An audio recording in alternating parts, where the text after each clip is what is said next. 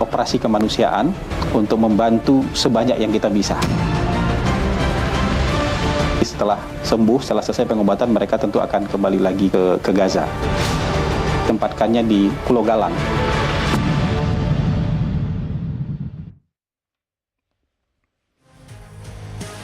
Selamat malam pemirsa, apa kabar Anda dimanapun berada, dari Sabang sampai Merauke, dari Miangas sampai Pulau Rote. Senang sekali rasanya malam ini kita bisa kembali saling berjumpa, menyapa Anda dalam program kesayangan Anda. Ini dia Merah Putih.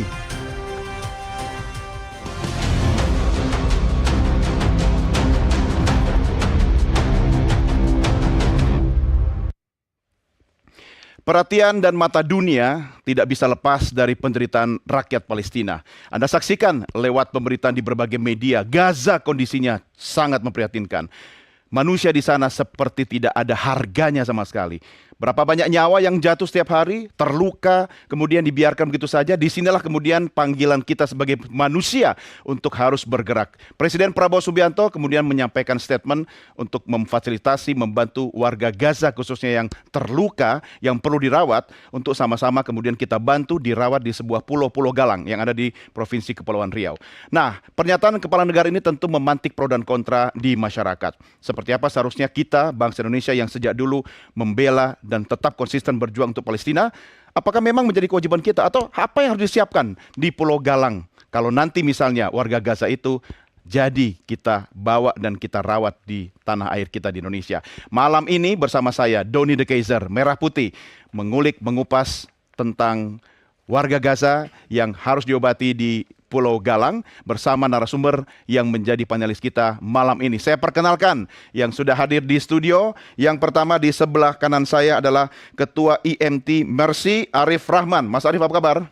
Makasih Mas Doni. Sehat Mas Arif? Sehat. Terima kasih bergabung bersama kami. Kemudian di sebelah kanannya ada pakar hubungan internasional dari Universitas Padjadjaran Bandung, Teuku Reza Syah. Pak Reza, apa kabar?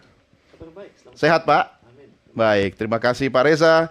Dan di sebelah kiri tentu juga wajahnya sudah tidak asing lagi, yang sebentar lagi akan berangkat ke Timur Tengah, jurnalis spesialis Timur Tengah, Faisal Assegaf. Bang Faisal, apa kabar? Alhamdulillah sehat. Kapan berangkat? Mungkin bulan depan. Bulan depan? Beneran nih? Iya, insya Allah. Oke, nanti kalau Anda berangkat jadi kontributor kita juga di sana ya. Siap, terima kasih. Dan kami juga sudah menghadirkan narasumber melalui sambungan Zoom. Ada dua narasumber istimewa kita. Mari sama-sama kita sapa. Yang pertama adalah Direktur Jenderal Asia Pasifik dan Afrika Kementerian Luar Negeri Republik Indonesia, Abdul Qadir Jailani. Pak Jailani, selamat malam.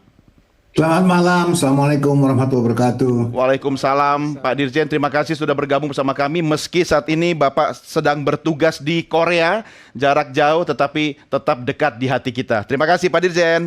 Kemudian ada juga anggota Komisi 1 DPR RI, Oleh Soleh. Pak Soleh, selamat malam. Selamat malam semuanya.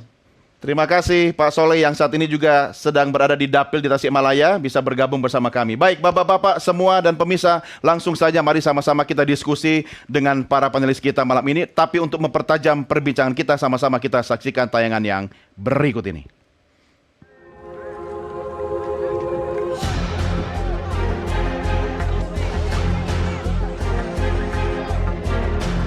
Menurut Hasan Nasbi, dipilihnya Pulau Galang di Kepulauan Riau karena memiliki rumah sakit dan fasilitas pendukungnya yang sangat memadai.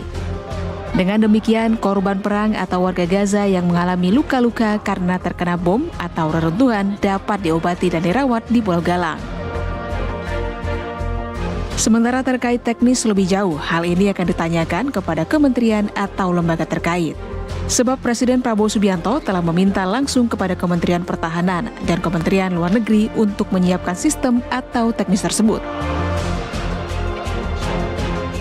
Lebih lanjut, Hasan Nasbi menjelaskan bahwa bantuan pengobatan ini adalah sebuah kegiatan kemanusiaan. Dia memastikan ini berbeda dengan evakuasi. Bantuan pengobatan ini adalah sebuah kegiatan kemanusiaan.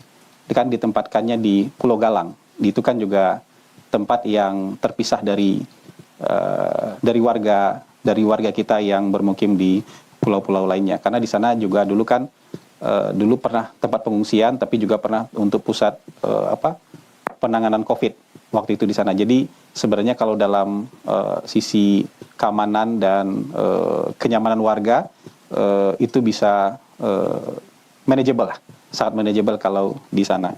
Dan ini memang bukan evakuasi ya, ini untuk pengobatan. Jadi nanti setelah sembuh, setelah selesai pengobatan, mereka tentu akan kembali lagi ke Gaza. Jadi bukan memindahkan warga, tapi kita semacam operasi kemanusiaan untuk membantu sebanyak yang kita bisa.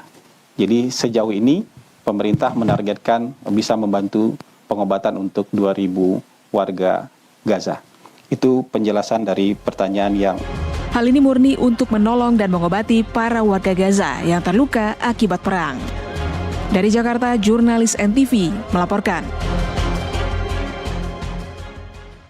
Mari kita mulai diskusi pemirsa, dan Anda yang berada di rumah jangan lupa saksikan selain melalui layar Nusantara TV, kami juga live streaming di channel official YouTube Nusantara TV. Jangan lupa like, share, subscribe, dan Anda bisa menyampaikan pertanyaan atau komentar melalui kolom chat atau komen yang ada di YouTube channel Nusantara TV. Saya ke Pak Dirjen dulu. Pak Dirjen, apa respons Anda atau apa yang bisa Anda sampaikan terkait dengan pernyataan Kepala Negara untuk membantu warga Gaza yang perlu pengobatan, Pak Dirjen? Seperti disampaikan dalam berbagai kesempatan bahwa tujuan kita untuk membawa beberapa warga Gaza ke Indonesia adalah sepenuhnya karena pertimbangan kesehatan. Salah satu pertimbangan utamanya adalah tentu kita dikatakan pertimbangan kemanusiaan. Yang menjadi masalah, kenapa kita harus melakukan hal ini? Salah satu panduan pelaksanaan politik luar negeri Indonesia itu adalah berupaya memberikan solusi. Hal ini merupakan salah satu wujud pelaksanaan prinsip bebas aktif, di mana Indonesia selalu menawarkan sebuah solusi untuk suatu persoalan. Dalam hal ini adalah persoalan kemanusiaan, di mana sejumlah warga Gaza sedang menghadapi situasi darurat. Kita semua mengetahui saat ini di Gaza terdapat sekitar 14.800 warga Gaza yang terluka serius, dan mereka sama sekali tidak memiliki akses terhadap emergency treatment. Atas dasar itu, beberapa waktu yang lalu, Dirjen WHO telah menghimbau kepada masyarakat internasional untuk secara bersama-sama membantu penyelesaian persoalan kemanusiaan ini. Situasi ini merupakan bencana kemanusiaan yang tidak dapat dibiarkan begitu saja. Masyarakat internasional memiliki tanggung jawab bersama untuk mengatasi situasi tersebut. Indonesia juga merasa memiliki kewajiban internasional untuk melakukan tindakan nyata. Kita memiliki kewajiban moral untuk melakukan hal tersebut. Ya. Pemerintah penuhnya menyadari kompleksitas rencana ini. Oleh karenanya, pelaksanaan itu harus dilaksanakan secara seksama, dengan penuh kehati-hatian dan penuh kecermatan. Semuanya harus dilakukan sesuai koridor hukum internasional, dan Indonesia tidak akan bergerak sendiri tanpa persetujuan dan dukungan dari otoritas Palestina serta negara-negara di kawasan. Ya, itu kata kuncinya ya Pak Jailani ya, tentu harus ada persetujuan dari otoritas Palestina. Tetapi sebagai tanggung jawab internasional kita, berapa jumlah konkret yang kemudian bisa atau harus dibawa ke Indonesia, Pak? Memang dari pernyataan yang kami dengar, memang kita memperkirakan sampai 1.000 orang, tapi semua detailnya itu tergantung bagaimana persiapan di tahap selanjutnya. Seperti kita ketahui bahwa saat ini kita sedang pada tahap untuk menjajaki, mempersiapkan semuanya. Pernyataan itu adalah pernyataan tentang komitmen dan kesiapan Indonesia. Artinya Pak Dirjen, komitmen Indonesia jelas dan kita sudah melakukan persiapan untuk menyambut mereka, begitu? Ini pasti akan kita sambut. Ya, apabila memang situasi detailnya memungkinkan, pengaturannya memungkinkan, ada persetujuan dari semua pihak dan semuanya voluntary dan semuanya memenuhi aturan internasional dan semuanya oke, tentu saja kita akan melakukannya. Baik, saya ke Pak Soleh. Pak Soleh, bagaimana tentang rencana ini? Apakah DPR mendukung? Pertama, saya sepakat bahwa Indonesia bagian daripada dunia yang kita tidak bisa dipisahkan. Terutama kita juga bagian daripada anggota PBB. Dan sekaligus amanat undang-undang bahwa siapapun pemimpinnya dan seluruh rakyat Indonesia berkewajiban untuk menjaga perdamaian dunia. Nah, tentu DPR mengapresiasi terhadap rencana ini, dan tentunya ini dari sisi kemanusiaan, dari sisi peran politik Indonesia, di mana peran politik Indonesia itu adalah bebas aktif, tentu ini bernilai positif ya dari sisi kemanusiaannya. Namun demikian, kami memandang dari sisi politik. Sisi politiknya ini harus dipertimbangkan secara matang-matang. Terutama dari sisi timeline-nya. Karena pada dasarnya perencanaan Indonesia, apa yang disampaikan oleh Pak Dirjen tadi, ini juga bersamaan dengan proposal Netanyahu kepada parlemen Israel yang meminta persetujuan untuk Israel mencaploklah dengan kata lain terhadap Gaza. Nah, kalau misalkan persetujuan itu sudah disetujui, lalu kalau ada bahasa tadi misalkan dari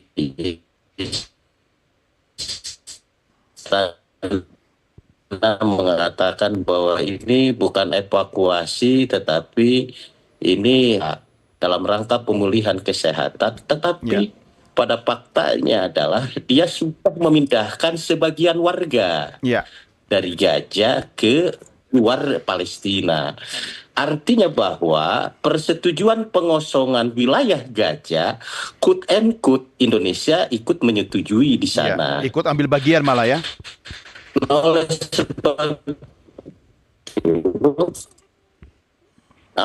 Oleh sebab itu anomali dengan apa yang disampaikan oleh Pak Presiden, anomali dengan apa yang disampaikan oleh seluruh rakyat Indonesia. Anomalinya ini dukung Palestina benar apa enggak gitu ya? Dari Sabang sampai Merauke meminta kemerdekaan Palestina secara 100%. Di sisi lain, negara-negara Eropa hari ini sedang berbondong-bondong mengakui atas kemerdekaan dan kedaulatan Palestina. Nah, tinggal begini Pak Dirjen, tinggal mencari solusi, caranya seperti apa? Apakah memindahkan orang warga dari Gaza ke Indonesia ini adalah satu-satu cara? Adakah cara lain?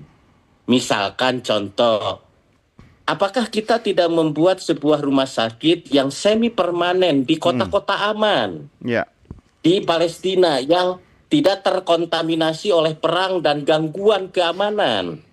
Kerahkan saja dokter-dokter, segala obat kita di dropping ke sana. Yang paling pokok adalah tidak memindahkan jiwa orang Palestina keluar negara dari Palestina.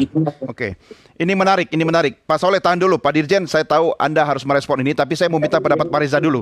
Karena ini sudah berkembang semakin tajam dan menarik. Komentar Anda, Pak Reza. Indonesia menempatkan diri sebagai negara yang bertanggung jawab atas nasib Palestina. Ini sudah tidak terhitung tuh lusinan resolusi di Majelis Umum PBB. Dan juga terakhir ada resolusi dari KTT luar biasa OKI dan GNB, di mana OKI dan Liga Arab, di mana dimintakan pada Indonesia dan beberapa negara Timur Tengah untuk berpikir lebih jauh. Tapi ternyata Indonesia itu berjuang sendirian.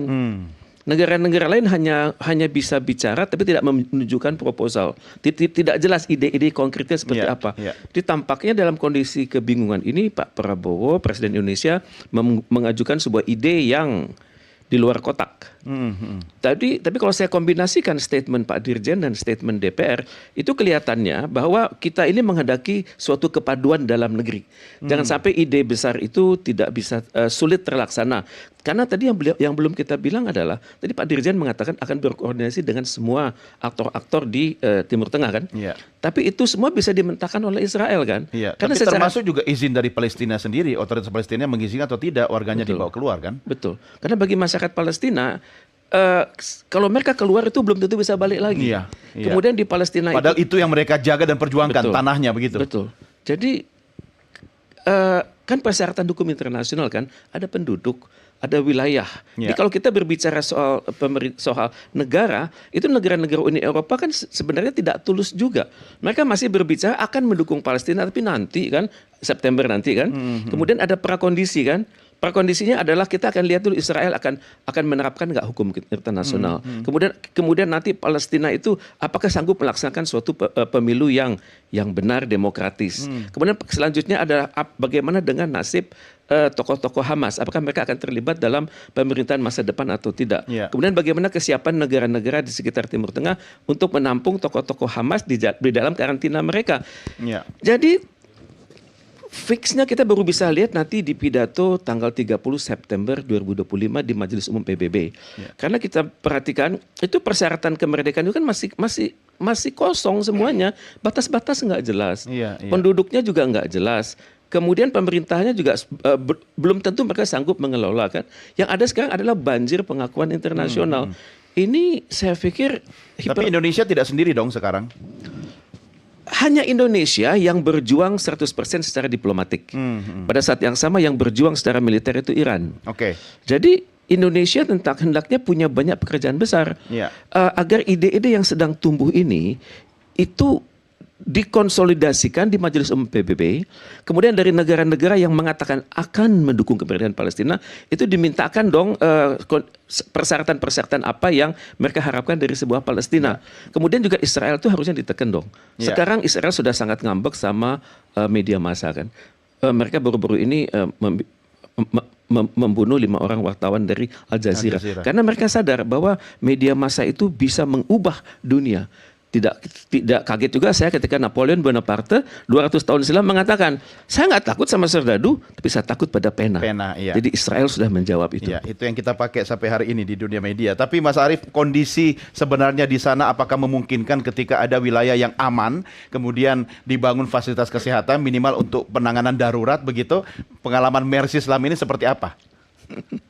Ya, tentunya Dari senyum Anda saya bisa menebak.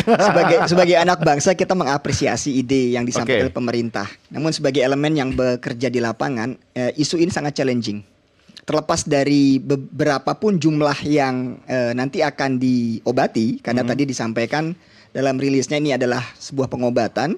Secara aspek medis, maka kita bayangkan bahwa yang kemudian bisa diterbangkan ke Indonesia adalah pasien-pasien dengan kasus-kasus yang ringan. Iya, karena tidak ada mungkin pasien trauma waktu jarak ya kan? Ya, kita bicara kalau tadi misalkan trauma Tingkat akibat bom segala kedaruratannya macam gitu beda. kan. Iya, ketika kemudian kita pertama kali korban-korban seperti itu yang kita lakukan adalah stabilisasi life saving. Ketika kemudian sudah life saving baru kemudian treatment selanjutnya. Jadi kalau kemudian kita membayangkan yang akut, yang emergency Nggak kita mungkin. terbangkan itu Nggak mungkin ya? membuang-buang waktu, nyawa, tenaga dan sumber daya. Bisa jadi malah masalah muncul dalam perjalanan begitu. Betul. Oke, jadi saran Anda lebih tepat untuk kondisi darurat penyelamatan itu ada di sana. Dari situ kita sudah bisa mengira-ngira kasus seperti apa yang akan dibawa ke Indonesia. Begitu ya. Nah, berikutnya adalah terkait dengan perizinan. Perizinan ini bukan hanya one way oleh otoritas Palestina, tetapi juga oleh penjajah. Dan masalah yang saat ini adalah banyak pasien-pasien yang sudah kami mintakan berkoordinasi dengan WHO untuk dievakuasi, ditolak Oleh Israel. oleh Israel. Dan penolakannya itu bukan hanya menolak pasien dievakuasi, tetapi juga perlu diingat, menolak pendamping pasien untuk ikut. Kan tidak mungkin pasien keluar sendiri. Jadi berapapun jumlah pasien yang nanti akan dibawa ke Pulau Galang, kita harus menghitung pendampingnya juga. Ya, kali lipat, kali 2 ya minimal Betul. ya. Kali 2, kali 3, bahkan mungkin lebih kalau satu keluarga dibawa. Betul. Itu pun Bayangkan dengan kalau dibawa pasien anak-anak. Ya, itu pun dengan kekhawatiran belum tentu mereka bisa kembali diterima Ya, di kita tanah bicara kelahirannya. kembali diterima itu mungkin saya bicara di aspek medis bagaimana si korban pasien ini bisa memungkinkan untuk keluar atau tidak dulu. Nah, kemudian kita bicara lagi aspek apakah kemudian dengan kasus yang ada di Gaza Palestina saat ini dengan fasilitas yang tersedia di rumah sakit di Pulau Galang sudah sinkron, sudah nyambung. Iya, Ini iya. kasus dominan trauma loh. Ya kan? Mau kita bawa rumah sakitnya apakah mendukung untuk rumah sakit yang menangani kasus-kasus trauma atau kalau Malah kita sampai mau sini malah jadi trauma. iya, jadi Bisa perburukan. jadi, iya. Atau mungkin kita mengambil yang lebih longgar, yang kita bawa kasus-kasus post trauma deh. Oke. Artinya Pulau Galang, rumah sakitnya, fasilitas kesehatannya akan menjadi pusat rehabilitasi. Rehabilitasi, ya. Apakah itu juga sesuai seperti itu? Nah, dari itu kemudian apa yang disampaikan oleh Pak Reza tadi bahwa dan juga Pak Dirjen Soleh sama Pak tadi Soleh, ha? bahwa memang kalau kita bicara untuk stabilisasi trauma, semakin dekat, semakin cepat akan semakin baik. Alih-alih kemudian kita bawa keluar, baru kemudian kita bawa kalau kita pada titik di mana kalau nanti dia bisa keluar, belum tentu dia bisa balik. Iya, artinya lebih kompleks masalahnya ketika dia kemudian ada kondisi kesehatan di dalam negerinya dibawa keluar. Dan jangan lupa dia dari Gaza di penjara dibawa ke Pulau Galang, jangan-jangan menjadi penjara kedua, Iya, karena iya. terisolasi dari yang lainnya. Iya, Sementara kita tahu kita travel aja yang senang-senang aja kita mengalami Iya, iya. culture shock. Artinya ada Apalagi tekanan ini sosial mereka- lagi ya. Betul. Oke, menarik. Saya ke Bang Faisal dulu. Apa yang bisa ada Bang Faisal, jangan belakangin saya dong. Lihat sini dong. Ngacak mulu dari tadi. Mentang-mentang bulan depan mau berangkat. Apa yang bisa Anda sampaikan terkait dengan dinamika diskusi kita kali ini? Ya, saya kira ini kebijakan yang blunder ya, rencana yang Blunder. blunder. Kenapa begitu? Karena ini sejalan dengan agenda pengosongan Gaza yang disampaikan oleh Israel sejak awal perang. Israel itu sebenarnya sejak awal perang ingin memisahkan versi mereka ya, kombatan dengan warga sipil. Nah, ini orang luka kan termasuk warga sipil. Iya. Nah, artinya kan begitu. Tapi bukankah ini bentuk dukungan konkret Indonesia atau malah sebenarnya dukungan ini malah membuat makin banyak masalah bagi Nah, ini Palestina? kesalahannya ada dua. Yang pertama, kita tahu ada sejarah Nakbah. Jadi orang-orang Palestina yang terusir menjelang dibentuknya Israel pada 1948, itu mereka tidak pernah bisa kembali. Saya terakhir itu ke Jordan bulan puasa tahun ini, saya bertemu generasi ketiga. Artinya generasi pertama Nakbah, yang kan Nakbah itu terusirnya mengungsinya ke Yordania, ke Libanon, ke Suriah. Nah, itu yang saya ketemu di Yordania itu udah generasi ketiga, udah cucu. Wow. Yang generasi pertama aja nggak bisa balik, cucunya pun, Iya. nah ini Masih belum di lagi yang pengungsian anaknya semua. ya, jadi Iya. nggak pernah melihat mereka kampung Anda halaman membayangkan Pulau leluhurnya Galang itu. akan menjadi daerah pengungsian Gaza begitu? Iya, semacam itu. Itu satu. Kita pengalaman dengan Nah, manusia perahu Vietnam dulu ya. Iya, terus juga saya pernah bertemu dengan pengungsi Palestina di Libanon Selatan. Saya lupa, di Nabatiyah kalau nggak salah. Itu dia masih, ini generasi kedua, dia masih nyimpan kunci rumahnya. Wow. Dari tahun 48 peninggalan Iya, iya. orang tuanya. Yang rumahnya pun mungkin sudah tidak Udah ada. nggak ada, udah ganti pemilik. Nah, yang kedua yang saya bilang ini adalah kebijakan keliru. Ini menunjukkan bahwa kita bersama negara-negara Arab Muslim lainnya, bersama dunia itu udah kalah. Kenapa kita mengikuti keinginan Israel untuk mengosongkan Gaza? Kan harusnya dunia kita itu termasuk orang yang, atau Indonesia itu termasuk yang harus bersuara lantang bagaimana menghentikan genosida ini itu sendiri. Nah, kalau kita bukan malah mengeluarkan mereka, itu artinya kita udah menyatakan kalah kepada Israel, karena itulah yang dimau Israel sejak awal.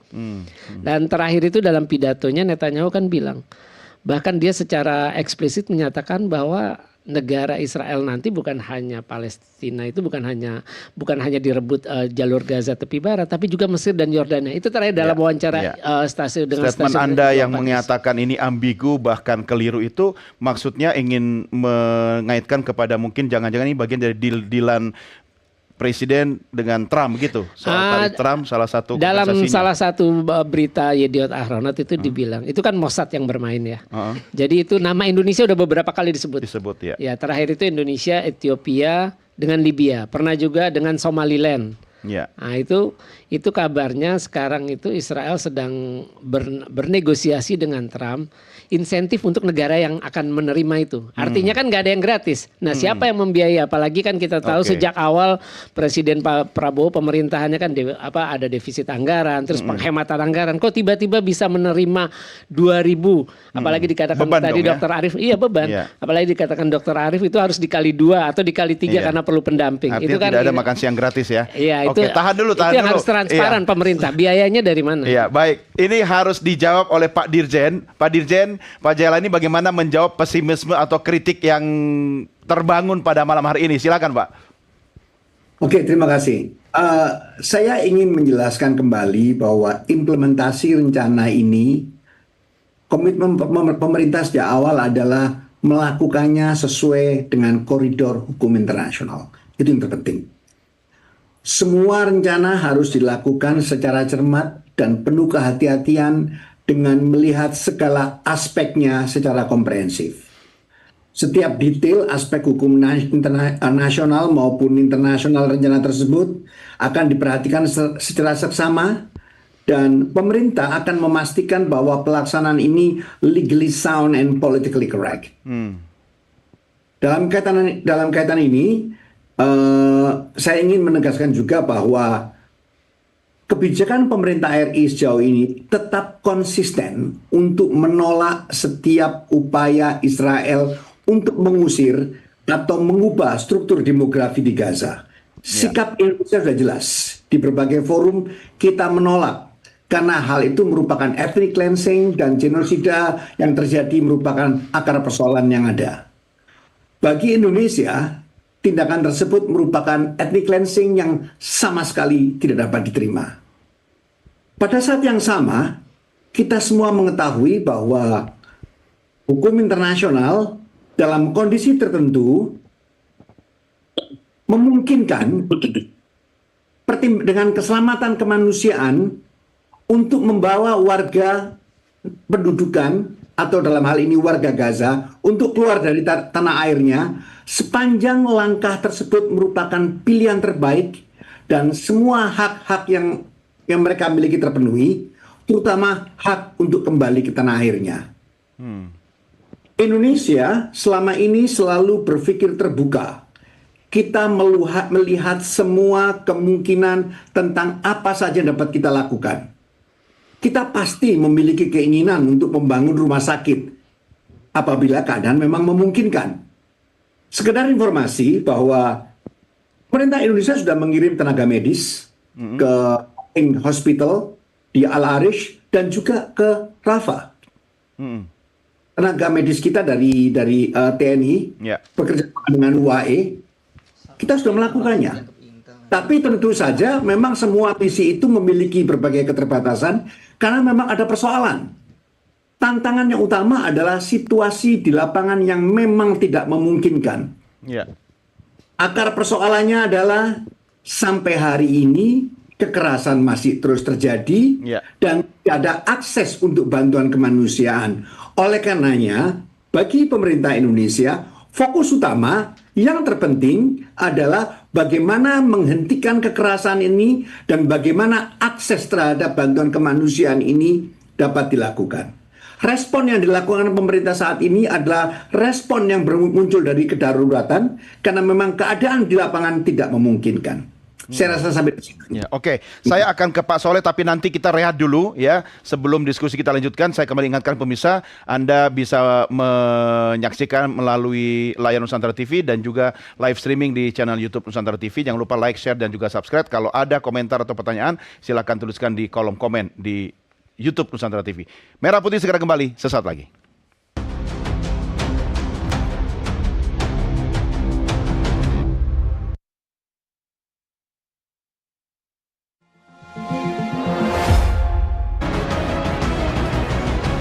Operasi kemanusiaan untuk membantu sebanyak yang kita bisa. Setelah sembuh, setelah selesai pengobatan, mereka tentu akan kembali lagi ke Gaza. Tempatkannya di Pulau Galang.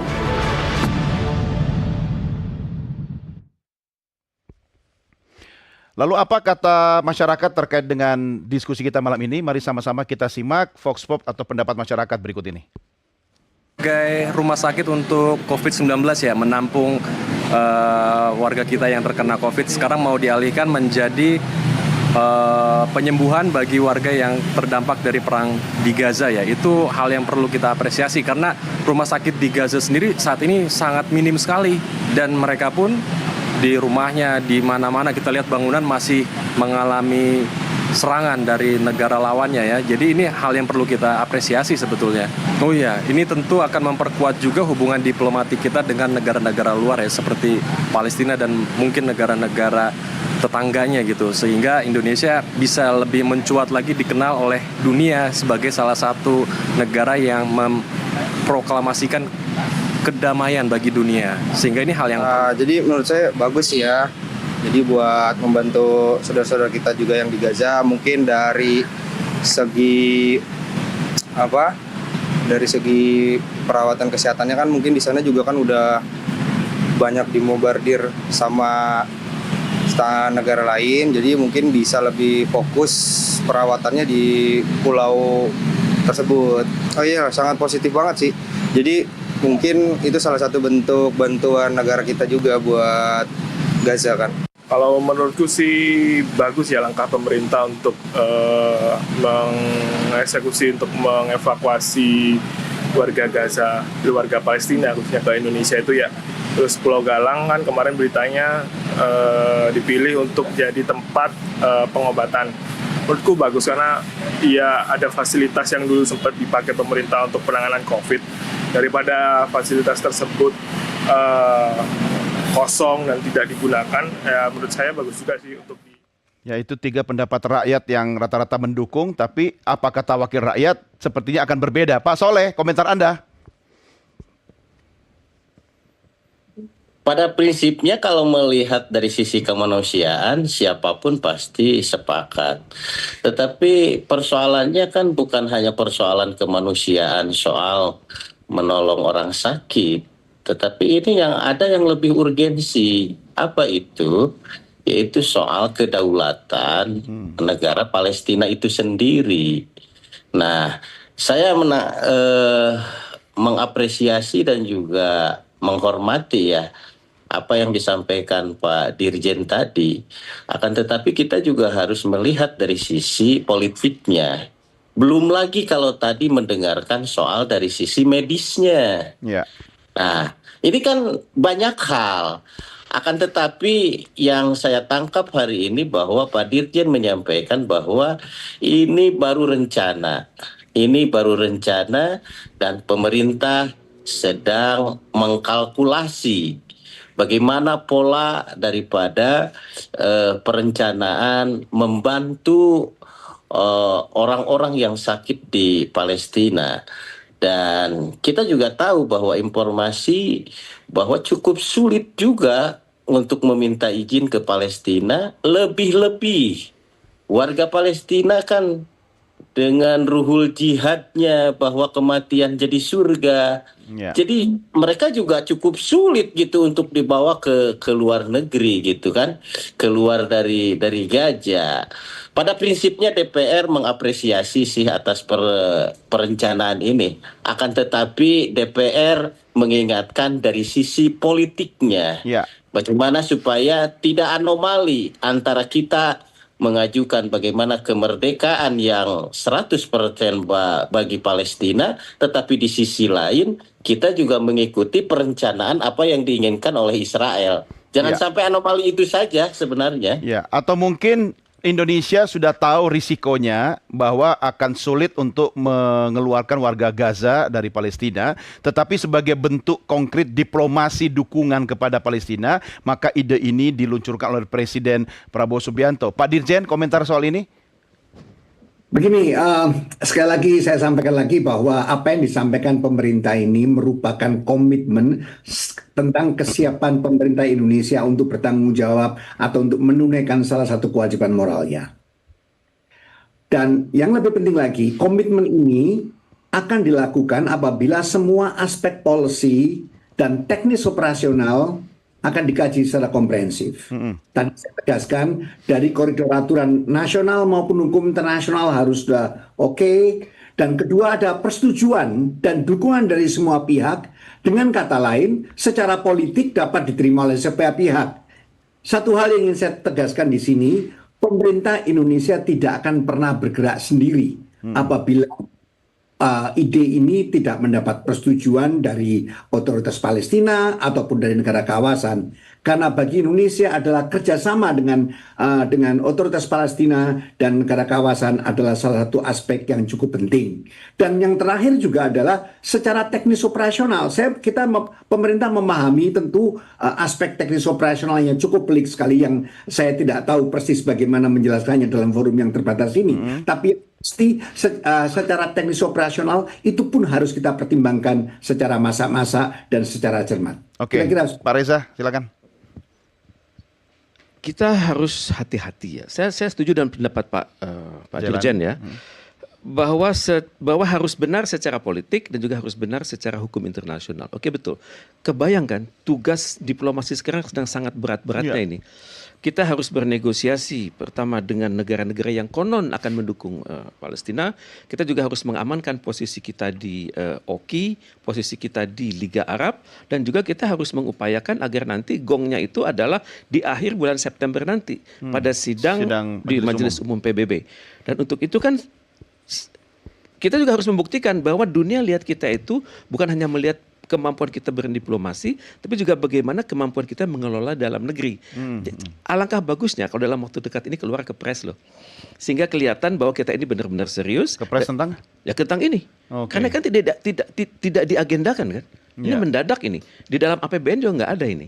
Kemudian juga di dalam APBD lokal juga mereka juga bingung. Jadi tentunya perlu koordinasi dalam negeri agar kita ini sadar bahwa ini urusannya serius. Dan juga nanti ada pembagian tugas antara kementerian tertentu kan. Tadi Pak Dirjen sudah menyebut kepolisian sudah ada, Kementerian Pertahanan, Kementerian Dalam Negeri. Ya cuman dalam urusan apa? Dan kita juga belum berbicara skenarionya kan.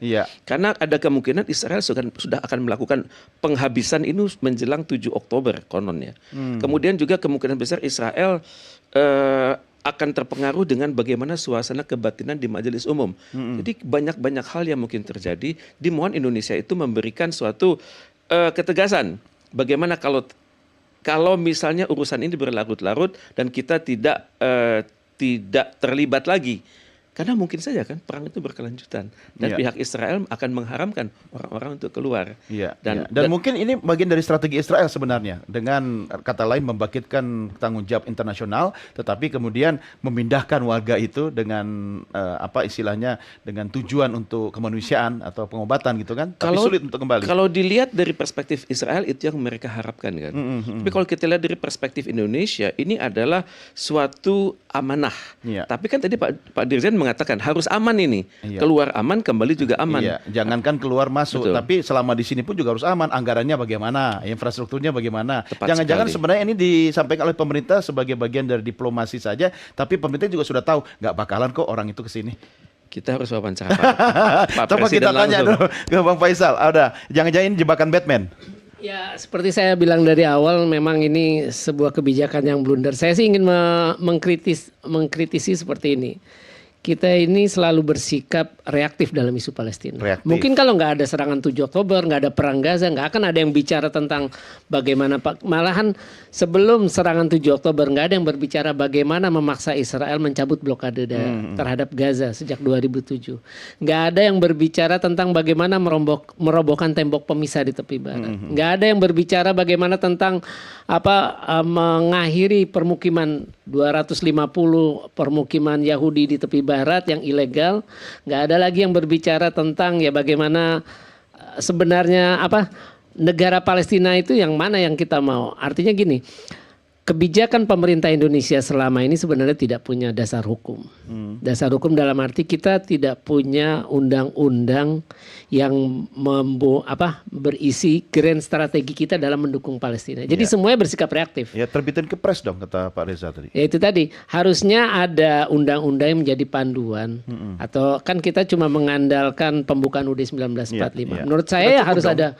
Enggak cukup, karena di situ pun hanya penjajahan. Hanya adalah hak segala bangsa. Iya, tapi Palestina. Ya itu harusnya ada turunannya, karena kita ini kan selalu bersikap reaktif. Kita negara-negara lain, komunitas internasional setuju solusi 2 negara.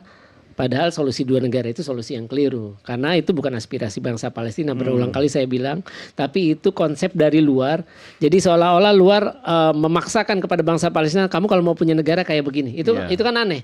Kita yang pernah bangsa dijajah, apakah kita mau didikte oleh komunitas internasional kalau kita mau memiliki sebuah tanah air atau negara merdeka? Nah itu kan, itu tadi karena kita tidak punya basis hukum yang jelas, kita selalu bertindak reaktif terhadap. Jadi Israel bersifat aktif, kita reaktif. Itu sih yang selama ini selalu terjadi. Tapi dukungan medis yang dikirim Indonesia ke sana signifikan, cukup, atau sekedar menggarami lautan? Bagaimana Anda melihatnya di sana, Dok? Ya, jawabannya sudah pasti tidak cukup. Bahkan sebelum ke sana saya ingin menyampaikan bahwa informasi bahwa berita seperti ini jangan kemudian kita anggap riaknya hanya di dalam negeri. Masyarakat Palestina memantau Dan begitu ada informasi seperti ini, kami di lapangan Soal ini yang rencana kemudian ke Galang begitu? betul. Oh ya? Dan ketika ada informasi seperti ini, kami di lapangan itu akan dikonfirmasi. ditanyakan, bahkan sampai dimarahi. Kenapa Karena begitu? mereka pasti akan terpecah. Kenapa kamu seolah-olah mendukung keinginan Israel untuk mengeluarkan seperti itu? Ada juga yang memang mau. Nah, ini kan mengganggu aktivitas kami sebagai orang medis. Sementara gitu kan. mereka yang di sana sangat solid ya. Satu Betul. suara sebenarnya. Betul. Mau dalam Nah, kondisi sakit atau mungkin sampai mengorbankan nyawanya. Dan itu sudah terjadi dalam kasus saat misalnya kita ingin membantu tenaga medis di Palestina di Gaza untuk meningkatkan kapasitas mereka. Kita kasih beasiswa, kita kasih pendidikan spesialis di Indonesia. Oke, dibawa ke sini. Iya. Itu juga kemudian menciptakan problem karena pada saat yang sama justru malah kehadiran mereka dibutuhkan untuk membantu masyarakatnya menjadi korban. Jadi kok kalau malah kemudian dibawa pergi akan ada kekurangan lagi. Nah, di situ yang kemudian akhirnya teman-teman seolah-olah kan kemudian teman-teman diserang oleh kementerian segala macam karena dianggap orang Indonesia masa kayak gini aja jadi susah sih. Blunder bahasanya. Iya. Kalau Pak Faisal gitu kan. Nah, itu yang kemudian juga harus didengar oleh pihak pemerintah mengenai aspirasi di dalam. Konkretnya seperti apa sih kalau kita, saya kan belum pernah sampai di sana, tapi pemberitaan tentang apa yang terjadi di Gaza dan Palestina itu kan setiap hari tentu kita ikuti. Anda yang berinteraksi langsung dengan warga yang menjadi korban, tertembak atau mungkin bahkan di ujung maut, itu seperti apa kebutuhan konkretnya? Simple, stop genocide, buka bantuan internasional untuk masuk. Ya itu harus diomongin ke Israel dong. Dan kita harus ingat bahwa ketika kita berhadapan dengan Israel, they don't play with the rule. Jadi apa yang disampaikan oleh Pak Dirjen tadi, kita harus patuh pada hukum internasional. Akan banyak hal-hal yang kemudian tidak kita fahami karena, mohon maaf, Pak Reza, kita tidak punya hubungan diplomasi dengan mereka. Betul. Artinya akan banyak umpan lambung, ya kan, karambol-karambol supaya kemudian keinginan kita sampai. Ya, kalau Israel tidak pernah patuh pada hukum internasional, kenapa kita harus patuh begitu? Kenapa nggak kompak aja sekalian untuk melawan hukum internasional? Betul lah, kita kan saat ini kan menghadapi bangsa yang tidak menjadi warga negara dunia. Mereka lebih tinggi kepada kita. Ini soal peradaban Pak Reza. Artinya kita menghadapi bangsa yang sebenarnya tidak punya peradaban. Dalam hal ini Israel yang melakukan genosida. Komentar Anda? Ide Israel itu kan beda dengan cara berpikir kita kan. Bagi mereka bagaimana survive. Kemudian pada saat yang sama bagaimana memperluas wilayah menjadi Greater Israel. Dan untuk itu ya at all cost dengan segala cara. Dan dia tahu persis Amerika Serikat berada di situ. Jadi kondisinya sekarang adalah kita perlu mereformasi PBB. Karena selama PBB ini begitu-begitu saja, maka dunia nggak akan berubah. Sulit sekali nampaknya ya. Ya harus dirancang. Bung Karno kan sudah mengkritisi. Ketika nanti banyak negara-negara Eropa kemudian menyampaikan dukungan pada Palestina di bulan September nanti, apakah itu sebagai momentum untuk mereformasi PBB? Semoga ya. Tapi tentunya kita harus datang dengan ide kan. PBB itu seperti apa kan? Sekarang kan ada 5. 5 itu kan tidak menggambarkan peradaban dunia kan. Itu yang Inggris, Perancis, Rusia, Amerika Serikat. Itu 4 itu kan budayanya itu Judeo-Greek Roman. Kemudian satu lagi Cina, itu Mandarin. Budaya Hindu tidak terwakili, budaya Islam tidak terwakili. Kemudian juga Asia Afrika, Latin Amerika tidak terwakili. Kemudian negara-negara yang punya kemampuan membangun secara mandiri seperti Jepang, Korsel itu tidak terwakili. Jerman tidak terwakili. Jadi kita harus punya ide. Misalnya untuk 5 tahun pertama mungkin anggotanya kita sudah ada I-10 kan. I-10 itu elected 10 anggota Dewan Keamanan tidak tetap kan. 10 orang kan. 10 negara. Ya mungkin sementara waktu dicarilah 10 sehingga jumlahnya 15. Kemudian bisa mewakili berbagai ide-ide yang tadi kita bahas bersama dan juga secara bertahap hak veto itu harus dihitung ulang. Jangan sampai karena satu hak veto Amerika Serikat semua ide-ide yang bagus itu hancur. Mungkin kita harus tiba pada suatu kondisi bahwa veto dari negara baru itu harus 2 dulu buat mengimbangi negara veto Amerika. Kemudian juga kita harus mendesain bagaimana nanti di dalamnya itu terjadi Amerika itu bergeraknya sendiri saja, sedangkan Cina dan Rusia itu sudah solid dalam dalam blok yang lain di dalam Dewan Keamanan PBB, Ya. dan kita kondisikan agar Inggris Perancis itu lebih netral. Oke, sebentar. Saya harus kembali ke Pak Dirjen dulu. Karena kalau misalnya kita akan memberikan dukungan konkret sambil melakukan upaya persiapan, leading sektornya Pak Jelani sebenarnya di mana untuk kesiapan Pulau Galang itu sendiri? Apakah di Kemlu atau kementerian, lintas kementerian, dan sampai sejauh ini sudah apa yang dilakukan di Pulau Galang itu sendiri, Pak Dirjen? Pertama, sekali lagi saya sampaikan bahwa keputusan ini kita sejauh ini baru menyampaikan komitmen dan kesiapan. Itu yang pertama. Ya. Mengenai persiapan teknisnya, seandainya jadi dilakukan di Pulau Galang, tentunya akan melibatkan berbagai kementerian, karena tadi sudah saya katakan bahwa semua aspek teknis operasionalnya itu berkaitan dengan tugas berbagai kementerian. Ya. Itu yang pertama. Yang kedua, kalau boleh saya ingin merespon sedikit dari beberapa komentar Ya, teman-teman silakan, Pak. tadi. Saya ingin menjelaskan bahwa sebenarnya Indonesia sejak dahulu kala, semenjak pertama kali kita merdeka, kita selalu konsisten dan tidak pernah berhenti membela kepentingan Palestina. Kita selalu berbicara tentang untuk menghentikan blokade Gaza semenjak tahun 2007. Dan Indonesia selalu konsisten menolak pendirian dinding pemisah. Indonesia juga selalu mendesak diakhirnya pendudukan Israel di tanah Palestina. Dan kita pun selalu terus mendorong kemerdekaan Palestina dengan two-state solution. Teman-teman, kita harus ketahui bahwa Indonesia saat ini termasuk salah satu dari sedikit negara yang paling konsisten. Saya sepenuhnya menyadari bahwa perjuangan yang kita lakukan untuk mewujudkan kemerdekaan Palestina masih jauh dari harapan. Pemerintah sepenuhnya menyadari hal ini. Namun pada saat yang sama, saya ingin menjelaskan bahwa mewujudkan kemerdekaan Palestina ini adalah kewajiban moral kolektif masyarakat internasional. Ya. Bukan tanggung jawab satu atau dua negara. Oleh karenanya, yang dilakukan oleh Indonesia hari ini, perjuangan yang dilakukan oleh pemerintah saat ini, tidak akan pernah surut. Kita akan terus mendukung sesuai koridor internasional dan diplomasi. Dan terus terang aja saya tidak membayangkan apabila kita harus menempuh suatu cara di luar koridor internasional dan di luar koridor diplomasi. Dan saya tidak tahu persis apakah hasilnya akan membawa kebaikan ataupun hanya menciptakan situasi yang lebih buruk di dunia. Ya. Terima kasih. Oke, baik. Saya ke Pak Soleh dulu. Pak Soleh, sebenarnya saya mau tanya terus tentang Pulau Galang. Tapi kan Pak Dirjen sudah tegas 2 kali menjawab ya tentang Pulau Galang itu soal komitmen. Kita tinggal tunggu nanti kalau memang jadi disiapin. Kalau enggak ya enggak jadi. Tapi seandainya Pak Soleh, Pulau Galang itu nanti jadi, kemudian ada warga Gaza yang dibawa ke Pulau Galang. Menurut Anda treatment yang paling tepat, tetapi mereka bisa kembali lagi ke tanah airnya, secara politik sikap kita harus seperti apa, Pak Soleh?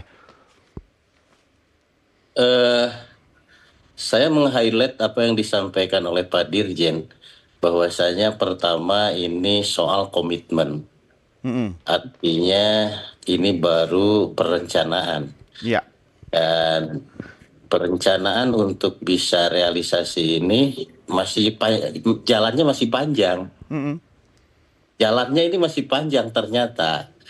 Nah, ini juga publik masyarakat menjadi terang menderang hari ini, malam ini tentunya, bahwa Indonesia memiliki komitmen selain daripada komitmen untuk terus mengupayakan di forum dunia, di berbagai organisasi-organisasi untuk kemerdekaan Palestina, Indonesia juga komitmen untuk membantu dari sisi kemanusiaan. Nah, itu yang saya highlight itu ya.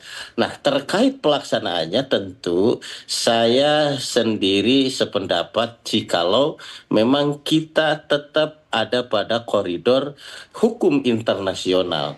Oke. Dan tentunya juga ini menjadi rambu kita. Selain hukum internasional, juga kita harus mendapatkan izin dari otoritas Palestina. Dan juga harus ada sukarela dari warga itu sendiri. Ya. sekalipun negara Palestina, sekalipun Indonesia juga memaksa untuk membawa warganya keluar dari Palestina, kalau personalnya tidak mau, ini juga akan menjadi merepotkan. Ya. Intinya bahwa hari ini pemerintah sedang menimbang dan mempersiapkan dari sisi diplomasinya, mempersiapkan dari sisi infrastrukturnya, mempersiapkan dari sisi politiknya, dan sekaligus juga Indonesia sedang menggalang dukungan dari semua pihak, yang terutama ya tentunya adalah dari PBB dan negara-negara organisasi dunia. Nah, jikalau ini terjadi, pertanyaannya tadi, kalau prasyarat yang sudah disampaikan Pak Dirjen tadi terpenuhi, tetapi kita juga tetap tidak kendor untuk memerdekakan Palestina, dari sisi kemanusiaan saya sepakat. Oke. Ya, baik. Kita rehat dulu Bapak-bapak. Merah Putih segera kembali sesaat lagi.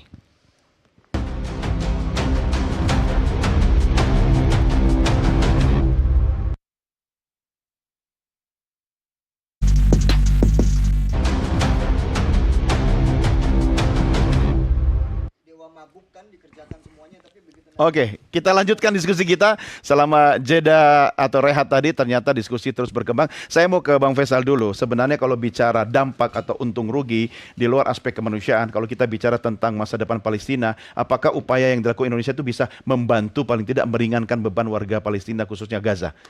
Saya kira selama ini dunia termasuk Indonesia selalu keliru dalam menanggapi isu Palestina. Artinya gini, ketika Israel mengacak-ngacak sebuah tatanan, terus tiba-tiba semua dunia sibuk untuk membereskan. Sedangkan pelaku yang mengacaknya tidak pernah dikasih sanksi, tidak pernah diberi hukuman, dan itu selalu berulang. Harusnya kan pelakunya itu yang mengacak tatanan itu dikasih sanksi. Tapi kan tidak ada itu yang dilakukan. Kita tahu kemarin rame sempat Tidak bisa atau tidak berani kita? Ya, pertama tidak punya kapasitas, kedua ya tidak berani. Terus juga kita tahu kemarin kan rame viral 2 ex tentara Israel bisa punya mengelola villa di Bali. Terus sebelumnya juga ada tentara Israel tuh yang lagi perang itu bisa berlibur ke Bali November 2023 sama Februari 2024. Kan harusnya kita itu apa istilahnya, ada yayasan namanya Hind Rajab Foundation. Itu memburu dimanapun perwira atau tentara Israel yang terlibat genosida. Harusnya kan bagaimana dunia termasuk Indonesia itu memberi efek jerah, karena kan perang bukan baru ini, dan ini memang perang terlama. Nah, kalau misalkan dunia selalu Pulau kerepotan, Galang tidak tepat menurut Anda? Menurut saya nggak tepat. Harusnya hulunya yang dibereskan. Bagaimana menghentikan genosida? Kalaupun tetap harus diterjemahkan ke keputusan Presiden Prabowo untuk mensupport dengan menyiapkan Pulau Galang, harusnya jadi apa Pulau Galang itu? Ya nggak perlu Pulau Galang sih. Juga. Nggak perlu Pulau Galang. Harusnya kita itu komitmen bagaimana memberikan sanksi politik, ekonomi dan militer. Itu salah satunya yang menarik, contohnya yang dilakukan Belanda. Belanda menerapkan memberikan status persona non grata kepada 2 menteri Israel. Dengan kata lain, Anda mau mencoba mengatakan Bang Faisal, kalau Pulau Galang kita siapkan, kita fasilitasi untuk warga Gaza, malah membuat Israel semakin menggila begitu. Iya, jadi Israel merasa senang dan semua ini Dia memang udah dikalkulasi oleh Israel. Oh, dunia kok yang akan sibuk beresin akibat kekejaman kita, akibat genosida kita. Sedangkan dia pelakunya nggak pernah mendapat hukuman sampai sekarang. Kan itu kan pikirannya terbalik. Iya, dari aspek medis sendiri, Dr. Arief, ya kan, ketika Pulau Galang itu memang ternyata nanti kita harus siapkan, ya kan, terlepas dari statementnya Bang Faisal tadi, gitu kan, harusnya apa yang ada di sana, fasilitas yang seperti apa yang bisa membantu? Ya balik lagi, kembalikan kepada kasus yang mau dibawa. Jangan sampai kemudian tanpa perencanaan yang baik, yang matang, seolah-olah kita hanya memberikan penurun panas untuk kasus. Siapa yang menentukan kriteria kasus dan pasiennya itu? Kita kah atau otoritas Palestina atau siapa? Otoritas saat ini yang kemudian memiliki kuasa untuk memintakan evakuasi pasien-pasien itu kan WHO. Dari lembaga-lembaga yang bertugas di lapangan, kemudian berkoordinasi dengan Kementerian Kesehatan di Gaza, memasukkan ke WHO memintakan izin bahwa pasien ini dengan kasus begini-begini membutuhkan perawatan di luar. Gitu. Pada kenyataannya sampai saat ini kan 0.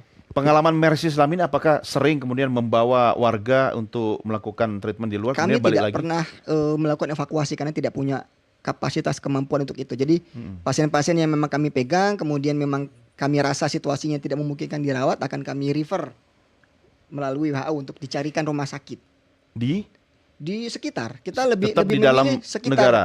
Jadi apakah ke tepi barat, apakah ke Jordan, apakah ke Mesir, bahkan mungkin sejauh-jauhnya itu masih ke negara-negara Teluk. Oke. Dengan pertimbangan bahasanya sama, budayanya sama, jadi tidak terlalu mengalami cultural shock. Oke, artinya kalau ke sini pasti ada masalah baru ya, masalah sosial, culture shock. Yes, seperti itu Anda katakan. yang juga perlu kita pertimbangkan karena bukan banyak, ada ya saya tidak bilang banyak karena tentu jumlahnya tidak bisa saya sebutkan dengan pasti.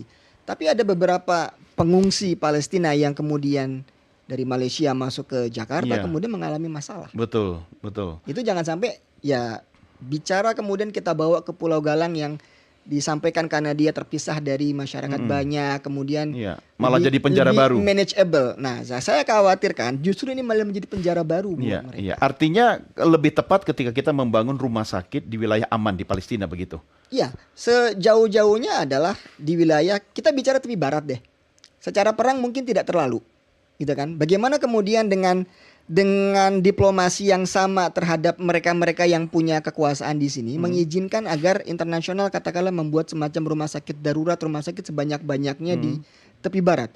Yang ketika Indonesia bisa berkontribusi di situ. Ketika situasinya kemudian mereda, rumah sakit ini akan bisa dipergunakan lebih jauh oleh masyarakat di tepi barat untuk meningkatkan kapasitas kesehatan mereka. Kita tidak bisa lupa bahwa situasi kesehatan di tepi barat juga tidak lebih baik daripada yang di negara-negara Teluk sekitar, yang mereka juga situasi sistem kesehatan juga sangat-sangat buruk. Dalam hal kondisi atau penanganan kedaruratan lebih tepat rumah sakit itu dibangun di dekat daerah konflik begitu ya. Betul. Jadi semua lembaga pertolongan, tenaga-tenaga ahli itu bisa datang dengan perizinan yang lebih mudah, dengan resiko yang lebih bisa kendalikan. Bayangkan kalau kemudian kita masuk di Gaza sementara aktivitas perang tidak berhenti, kita masih sangat mungkin bisa juga menjadi korban gitu ya, apa yang seperti yang terjadi oleh teman-teman wartawan. Sementara kalau kita bekerja di tempat yang lebih aman seperti tepi barat Jordan, Mesir, katakanlah, maka kemudian setidaknya pressure secara psikologis terhadap tim medis juga jauh berkurang. Oke, Pak Reza, setidaknya meskipun ini belum tentu jadi, Pulau Galang kita siapkan misalnya, apakah itu bisa menaikkan posisi tawar Indonesia di mata dunia internasional terhadap dukungan Palestina? Menaikkan, karena ratingnya kita semakin naik ya. Kita ada negara yang bisa berpikir di luar kotak dan kita bisa bergerak sesuai dengan amanah dari KTT luar biasa dari OKI dan Liga Arab. Hanya Indonesia yang punya kemampuan itu ternyata. Dan otomatis saya juga melihat bahwa tanpa kita sadari itu kepemimpinan Indonesia dalam penyelesaian krisis Palestina ini menaik di level internasional dan tanpa kita sadari Pak Prabowo itu sudah dianggap oleh dunia itu sebagai pemimpin yang bisa mewakili negara-negara sedang berkembang di dunia. Ini adalah salah satu hikmah yang bisa kita lihat. Jadi untuk itu diplomasi harap jalan terus, penyiapan Pulau Galang jalan terus, dan kemudian kita mencoba meyakinkan negara-negara yang punya kecenderungan untuk mendukung agar mereka tetap konsisten. Agar pada tanggal 30 September nanti tren itu menaik. Dan untuk itu pada saat yang sama kita juga harus mencegah agar jangan sampai negara-negara yang mau serius itu diganggu pula dari dalam negeri. Maka kita harus menggalang juga solidaritas dengan masyarakat akademis di seluruh dunia, terutama sekali di negara-negara yang masyarakatnya mendukung Palestina tapi pemerintahnya masih ragu-ragu. Dan juga kita mencoba yang belum banyak dilakukan adalah masyarakat Yahudi di dunia itu kan banyak sekali. Mereka tuh punya ikatan-ikatan emosional dan juga ikatan-ikatan bisnis yang sangat bagus kan. Dan masyarakat Yahudi itu selalu mengatakan Judaism itu tidak sama dengan Zionism yang sekarang dipraktekkan. Nah, ini semangat ini yang kita harus tumbuhkan sehingga menempatkan Israel pada posisi yang tersudut begitu. Kemudian juga pada saat yang sama sumber energi dia kan dari sistem keuangan dunia dan juga militer dari Amerika Serikat. Kita sadarkan masyarakat Amerika Serikat bahwa tibalah saatnya Anda semua tidak lagi dikendalikan oleh aspirasi yang bertentangan dengan konstitusi Anda sendiri. Oke, ya. Saya harus mengakhiri diskusi kita, tapi saya memberikan kesempatan buat Anda semua panelis menyampaikan pernyataan penutup. Saya ke Pak Soleh dulu. Pak Soleh, untuk kita menunjukkan solidaritas dan tetap mendukung Palestina, tetapi juga harus realistis. Tetapi saya pinjam kata-katanya Pak Reza tadi, kejadian ini sebenarnya bisa menempatkan posisi tawar Indonesia naik di mata internasional. Apa yang bisa Anda sampaikan kepada pemerintah, Pak Soleh? Pada prinsipnya DPR akan terus mendukung upaya dari Pak Presiden beserta tentunya dengan Kabinet Merah Putihnya dalam rangka bagaimana terus mengumandangkan untuk meminta Palestina merdeka. Di sisi lain, tentu yang paling urgent adalah bagaimana Indonesia meminta kepada PBB dan kepada komunitas-komunitas di wilayah Timur Tengah dan terutama untuk menekan daripada Israel membuka blokade untuk bantuan internasional. Sesungguhnya itu yang paling urgent sekali karena pada dasarnya ketika blokade bantuan internasional dibuka secara prosentase daripada kegentingan di Gaza dari sisi kesehatannya akan semakin berkurang. Dan mudah-mudahan dengan dibukanya blokade Gaza ini juga Indonesia tidak perlu lagi untuk memindahkan warga Palestina ke Pulau Galang. Dan bahkan Indonesia lebih komprehensif untuk membangun kembali rumah sakit di Gaza. Intinya DPR 100% mendukung upaya pemerintah untuk melakukan diplomasi kemerdekaan dan sekaligus diplomasi kemanusiaan. Ya, baik. Pak Dirjen, statement Anda silakan. Terima kasih. Seperti saya katakan tadi itu bahwa fokus kita saat ini sebenarnya adalah bagaimana kita menanggulangi akar persoalan yang terpenting di Palestina, yaitu terus berlanjutnya pendudukan Israel dan terus berlanjutnya krisis kemanusiaan serta ditutupnya akses buat bantuan kemanusiaan. Inilah akar persoalan yang harus diatasi. Itu pertama. Dan kemudian kedua, mengenai rencana membawa warga Gaza ini sendiri, sekali lagi saya katakan semua bentuk kehati-hatian dan kecermatan yang dilakukan oleh pemerintah adalah wujud konkret dari upaya kita untuk mengelola setiap kebijakan dan langkah diplomasinya secara cermat. Political engagement dengan semua pemangku kepentingan, terutama otoritas Palestina dan negara kawasan, merupakan sebuah keniscayaan. Indonesia sekali lagi tidak akan mengambil sebuah kebijakan yang tidak sejalan dengan kepentingan Palestina. Semua langkah tersebut terlebih dahulu harus dipastikan kesesuaiannya dengan prinsip hukum nasional dan hukum internasional. Saya ambil satu contoh, Mas, tentang satu komitmen yang sudah dibuat juga pemerintah, tapi pelaksananya pun kita harus melihat bagaimana perkembangan politik ke depan. Misalnya, komitmen kita untuk mengirim pasukan perdamaian apabila pasukan perdamaian itu dikerahkan. Kita tahu pengerahan pasukan perdamaian di Palestina adalah suatu isu yang sangat sensitif buat Israel. Israel menolak. Tapi saat ini pemerintah Indonesia sudah menyatakan komitmennya. Kami siap untuk mengirimkan pasukan perdamaian. Rincinya bagaimana kirim, berapa orang, bagaimana mandatnya, ya sampai detik ini kita belum bisa berbicara sejauh itu karena memang keadaan belum memungkinkan. Tapi yang paling penting adalah detik ini pemerintah Indonesia sudah berkomitmen apabila ada pengerahan pasukan perdamaian di Palestina, Indonesia dapat dipastikan akan ikut serta. Terima kasih. Baik, Dr. Arief, silakan. What next? Yang the best? Ya, kami beserta komunitas internasional seperti tadi juga disampaikan oleh Pak Soleh. Jadi yang terpenting adalah stop genosida dan membuka koridor kemanusiaan. Karena kalau perang berhenti otomatis jumlah korban akan stop. Ya kan, rumah sakit kemudian dan tenaga medis kemudian bisa fokus untuk menangani korban-korban yang sudah ada. Nah, kemudian bantuan kemanusiaan saat ini diperlukan karena Gaza menghadapi wabah kelaparan. Artinya saat ini mereka tidak hanya menghadapi kasus trauma, tetapi juga kasus akibat malnutrisi. Gitu. Nah, dan ini sangat-sangat berhubungan. Artinya ketika kita bicara orang yang luka-luka gitu ya, sementara status gizinya buruk, tentu penyembuhannya akan lebih lama. Dan ini ada sesuatu yang sekali lagi menjadi oleh semua pihak disebut sebagai akar masalah. kita sudah tahu akar masalahnya, tetapi marilah kita sama-sama fokus ke akar masalahnya itu saja. Oke. Gitu ya. Yang lain-lain ini kan side effect gitu ya. Gimmick-gimmicknya aja gitu sebagai upaya diplomasi politik sebagainya. Kami sebagai lembaga kemanusiaan Nggak ambil lebih bagian urusan fokus itu ya. ke bagian bagaimana kami menangani korban, rumah sakit bisa kemudian diaktifkan lagi, Iya. kemudian semuanya bisa sembuh sehat tanpa kecacatan. Iya, tapi diplomasi bukan gimmick kan? Oke, nggak usah dikomentari. Kalau itu bukan Singkat saya saja. urusannya. Terima Iya, kasih. Pak Reza, singkat saja. Closing. Terima kasih. Jangka pendek. Ya, mikrofonnya Pak. Sorry. Untuk jangka pendek, mohon negara-negara yang berbatasan dengan Israel itu membuka pintu-pintu bagi tugas kemanusiaan jangka pendek.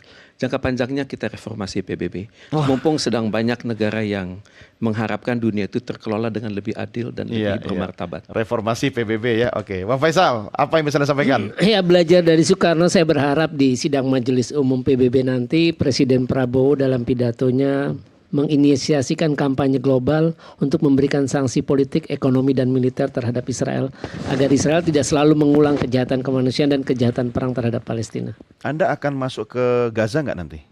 Atau berada di mana? Kalau udah damai mas, saya akan ke Gaza. Iya, itu impian, harapan atau apa? Saya udah pernah ke Gaza kok. Iya, Jadi saya pasti akan ke sana. Pasti akan ke sana. Ya, pengennya ke sana lagi. Oke, tapi kita juga pengen ke sana, tapi kondisinya sudah damai ya. Oke, kalaupun jadi berangkat, selamat berangkat, hati-hati di jalan ya, Bang Faisal. Nanti kita ketemu lagi. Terima kasih Bapak-Bapak sudah bersama kami. Pak Dirjen, terima kasih. Pak Soleh juga terima kasih. Selamat malam dari Terima kasih. Jakarta ke Korea dan Selamat juga malam Tasikmalaya. semuanya. Iya, Dr. Arif, Ya. Pak Reza, terima kasih. Bang Faisal, terima kasih. Dan pemirsa, inilah akhir jumpa kita dalam Merah Putih. Saya Doni The Kaiser. Sampai jumpa. Merdeka.